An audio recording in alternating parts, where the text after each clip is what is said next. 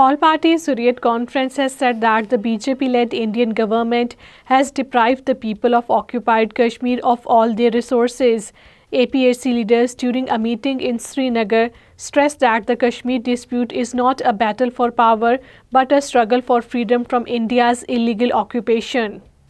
As the world is observing the Minorities' Rights Day today, human rights activists and the organizations have raised alarm over the escalating discrimination faced by the minorities under the BJP-led government, blaming the regime for systematically enforcing the RSS Hindutva ideology at the expense of religious and ethnic minorities.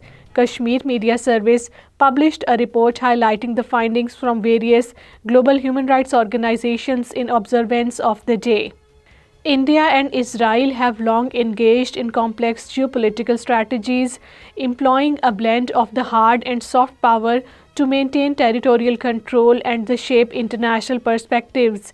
Recent developments show a convergence in their approaches, particularly in levering the powers to justify the brutal occupations and suppress the dissent in occupied Kashmir and Palestine.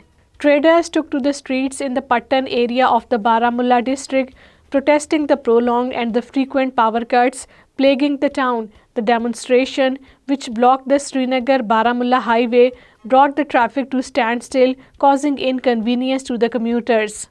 Administration in occupied Kashmir has invalidated over 1.2 lakh ration cards, sparking outrage among the affected families. The decision, which has left thousands of the families struggling to secure the basic food supplies, is being criticized by the local residents and the political voices.